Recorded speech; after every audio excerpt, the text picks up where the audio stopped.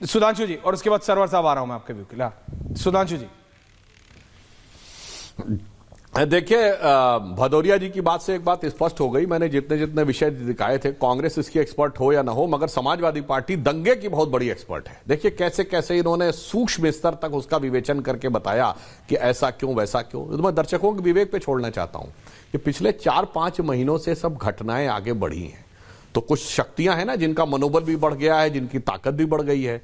सिर्फ यहीं पे थोड़ी हो रहे हैं, दंगे थोड़ी हो रहे हैं। विमानों को में बम की अफवाहें भी चल रही हैं, दिल्ली के स्कूलों में बमों की अफवाहें चली हैं, रेलवे ट्रैक के ऊपर चीजें रखी हुई हैं, बहुत सारी चीजें हो रही हैं। ऐसा नहीं सब आइसोलेटेड इवेंट हैं, ये सारी चीजें एक साथ हैं, क्योंकि देश ये समझ रहा है कि कुछ ऐसी ताकतें हैं जिनकी ताकतों का मनोबल बढ़ गया है और इस तरह की घटनाएं पिछले 4 महीने में होने लगी हैं। मगर मैं इनसे पूछना चाहता हूं कि जो भदौरिया जी ये कहने का प्रयास करते हैं, मेरे भाई ये बताइए, आप कह रहे हैं हम तुर्क और इसमें वो करना चाह रहे हैं। देखिए कितनी शिद्दत है कि तुर्क और पठान में तो आना ही नहीं चाहिए। अनुराग जी आ रहा हूं। मुस्लिम समाज की कोई जाति का समुदाय का विभाजन तो सामने आना ही नहीं चाहिए।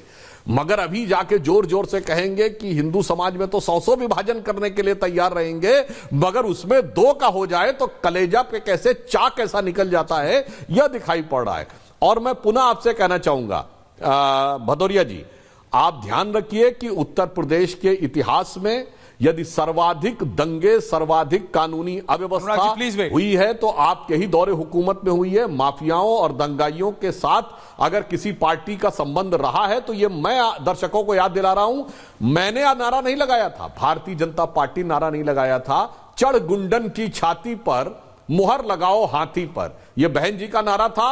और जिस गाड़ी में लगा हो सपा का झंडा, समझ लेना उसमें बैठा है कोई गुंडा, यह स्वर्गीय अजीत सिंह जी ने बोला था। तो ये 2 मैंने गैर भाजपाई नेताओं के और जो शीर्षस्थ नेता थे अपनी पार्टियों के उदाहरण बता दिया है। इसलिए आपकी कितनी भी प्रकार की बातें, मुझे लगता है आपके चेहरे पर लगे नकाब को जनता समझ चुकी है।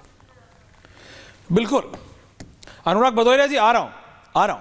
सरवर साहब बोले नहीं, सरवर साहब उत्तर प्रदेश में हुआ ये तुर्क वर्सेस पठान, लेकिन ये इलेक्शन से पहले, रिजल्ट से पहले होता है तो कुछ नहीं होता। वही लोग होते हैं शांति से निकल जाते हैं, सब कुछ शांति से होता है प्रक्रिया, रिजल्ट आ जाता है सपा 7-2 से हार जाए, ये कैसे?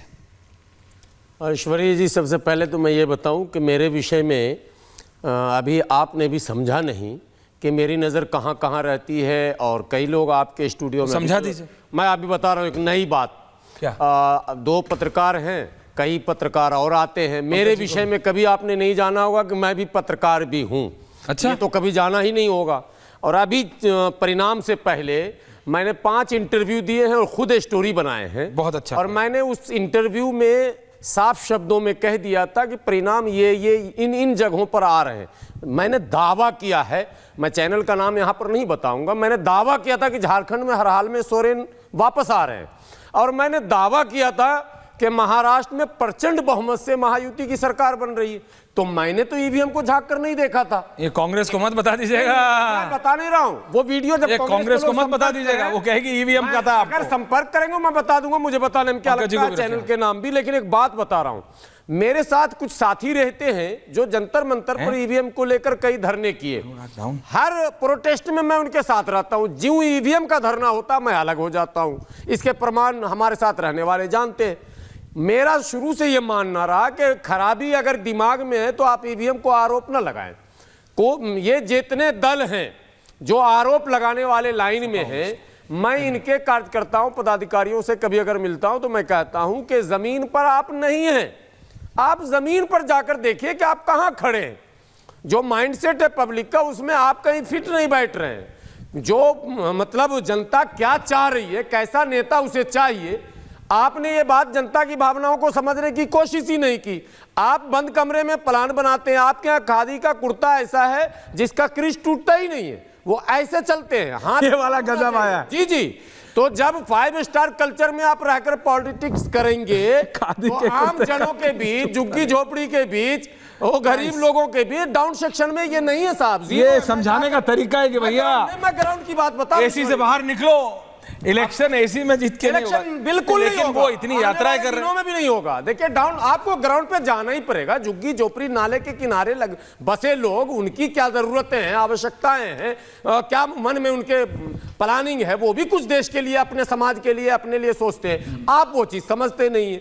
भाजपा काम क्या कर रही नहीं कर रही मुझे नहीं मतलब, लेकिन भाजपा में एक अलग अलग सेक्शन के लिए अलग अलग टीमें बनी हुई है, वो पहुंच जाते हैं वहां तक, वो वोट ले आते हैं वहां से। अब ये बोलते हैं ईवीएम खराब है, इनको पहले से लिस्ट इन्होंने बनाया। अनुराग जी आ रहा हूं। पर कास्ट हम माने भाजपा को देगा, बनिया भाजपा को देगा, पूरा भारत जो है वो कांग्रेस को देगा या सपा को देगा। इन्होंने मन में ही तय कर लिया, ये अपने आप ही तय कर लेते हैं। 100% मुसलमान इन्हीं को देगा, ये पहले ही इन्होंने तय कर लिया। 100% एससी इन्हीं को देगा, ये पहले ही इन्होंने तय कर लिया। अरे भैया पहले जब तय कर लेंगे तो हार तय। हरियाणा में भी यही मार खाई है। एब्सोल्युटली यस, जो कोटा विद इन कोटा की बात हुई, इनको ये पता ही नहीं चला कि एससी में भी एक जाति विशेष का दबदबा है, और ओबीसी में भी हरियाणा, उत्तर प्रदेश और बिहार मुट्ठी भर चंद जातियां हैं जो अगली पंक्ति में खड़े, वो सब लूट ले रहे हैं। कम से कम पॉलिटिकल शेयर तो 100% लूट ही रहे हैं, ये तो तय। अब जो एससी की अन्य जातियां हैं और ओबीसी की अन्य जातियां हैं, वो कहां जाएंगी? भारतीय जनता पार्टी ने फोकस किया, और फोकस किया उन्हीं जातियों पर हरियाणा में, और वो सफल हो गए उसमें। तो ये जो प्लान बनाते हैं इनके यहाँ, इनकी कमी है, उसको ईवीएम पर ठिकरा पड़ता है। अनुराग जी आ रहा हूं, रिलैक्स 10 सेकंड। ईवीएम से पहले बैलेट पेपर का चुनाव होता था। मैं बिहार का रहने वाला हूं, मैं अपने उस होश में जब वोट डालता था तो मैं सुनता था बूथ लूट लिया जी, बैलेट बॉक्स लेकर भाग गया जी, छाप रहा है बंद करके जी, गन पॉइंट पर वोटिंग हो रहा है जी। तब कौन सा ईवीएम था साहब? तो ये जो परंपरा है, जो TN सेशन के बाद सुधार आते आते अब सुधार आया और फिर ईवीएम आया। देखिए त्रुटियां, गड़बड़ियां और प्रभाव का असर ये स्वाभाविक है, जिसकी सरकार होती है, सत्ता होती है, कुछ न कुछ होता है। लेकिन आप टोटल उसी पर डाल देंगे, ये कतई नहीं। वोट होता है, अगर वोट होता है तो फिर वोट निकलता है ईवीएम में। सतीश जी सुधांशु जी आ रहा हूं, उसके बाद अनुराग जी आ रहा हूं। देखिए ये जो सरवर साहब, हाँ अब मुझे भी समय, देखिए प्लीज सर बोलिए। नेताओं को आप समय दे रहे, नेता होने के कारण तब बुलाते हैं तो थोड़ा हमें भी बोलने दीजिए। ये तो सरवर साहब हैं, ये किसी चीज से सराबोर है। बात ये है कि मुझे ऐसा लगता है कि महाराष्ट्र में जीत से ज्यादा भाजपा लगता है झारखंड में हार से खुश है। क्यों ऐसा है समझ में नहीं आ रहा है। क्या ऐसी नौबत आ पड़ी है कि हर इलेक्टोरल प्रोसेस को आपको जस्टिफाई करना पड़ रहा है? छोड़ दो ना भाई। मैं आपको इतना जरूर कह सकता हूं कि इलेक्शन वोटिंग मैनेजमेंट ईवीएम विपक्ष का बेहद खराब है। ये मैं मानता हूं ईवीएम खराब है उनका, लेकिन इसके चलते ईवीएम पूरा ठीक होगा तो पहले तो इनको जीवीएल नरसिम्हा राव के खिलाफ कार्रवाई करना चाहिए कि 2010 में इन्होंने किताब लिखा था। कैसे रखे हुए पार्टी में भाई? मुद्दा ये नहीं है। बहुत लोग उसके ऊपर सवाल उठाए, एलन मस्क ने भी कुछ कहा है कि ये तो संभव है। मेरा ये मानना है कि चलो उसमें कुछ नहीं है, लेकिन विश्वसनीयता जो है उसको बनाना चाहिए। जो भी कुछ करना पड़े, एक बार आ जाओ, सबको साथ दे लो, कोर्ट ले ले, सब ले ले, एक बार तय कर दो। कौन नहीं जानता है कि भाजपा की इलेक्शन मैनेजमेंट जो है बहुत अच्छी है, माइक्रो मैनेजमेंट बहुत अच्छी है। लेकिन जब आप झारखंड कहने लगते हैं और ये कहने लगते हैं वायनाड का, ये कोई बात नहीं होती कि इससे सब कुछ ईवीएम में ठीक हो गया। ये फालतू आर्गुमेंट है। इसी आर्गुमेंट के चलते तो हम सब कह रहे हैं कि भाई आप ही कह रहे हैं कि नहीं जी वहां खराब हो गया तो यहां अच्छा हो गया, यहां हो गया अच्छा तो वहां खराब नहीं हो सकता। अरे ऐसा नहीं हो सकता। तो मेरा ये कहने का मतलब है कि देखिए भाई आर्गुमेंट का कोई निशान मतलब कोई और छोर नहीं है। आप देते रहो आर्गुमेंट, लेकिन सबसे बड़ी बात है विश्वसनीयता की। पर्ची मिलाने का 25% का जो था वीवीपैट वो कब लागू होगा मैं जानना चाहता हूं। और सवाल तो विपक्ष करता ही है। जब अडवाणी जी ने प्रस्तावना लिख दिया 2009 के चुनाव के ऊपर ईवीएम पे, तो आज तक उससे किनारा किया भाजपा ने, तो सवाल विपक्ष उठाएगा। लेकिन विपक्ष में सब कुछ ठीक है ऐसा तो नहीं मैं कह सकता। और इसी आर्गुमेंट से अब कहते हैं कि क्या इलेक्शन प्रोसेस में ही सब कुछ ठीक है। ये कौन यहां पर मोहर मारेगा? सुधांशु जी मोहर मारेंगे।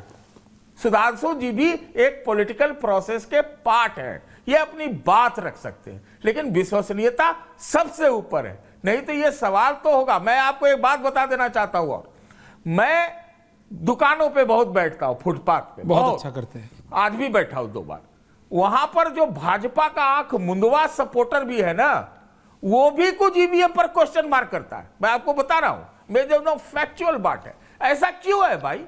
अगर उन्होंने प्रचंड जीत महाराष्ट्र में हासिल की है तो उसका पूरा क्रेडिट उनको मिलना चाहिए। मैं तो आपके चैनल पे कहता था, अभी आपने हरियाणा का बात किया है, हरियाणा में मैंने आपके चैनल पे कहा लगता है कि कांग्रेस जीत भी सकती है, लेकिन यहां पर जो है ये जो पॉलिटिकल पंडित और जो एग्जिट पोल वाले हैं गलत भी साबित हो सकते हैं। आपके चैनल पे कहा तो हमको आप ज्ञाता में मत लीजिए, लेकिन सवाल अगर यहां पर डेमोक्रेसी शब्द को बढ़िया से जिंदा रखना है तो विश्वसनीयता बनाओ, सुधांशु जी डिस्क्रेडिट करो विपक्ष को। ओके सतीश।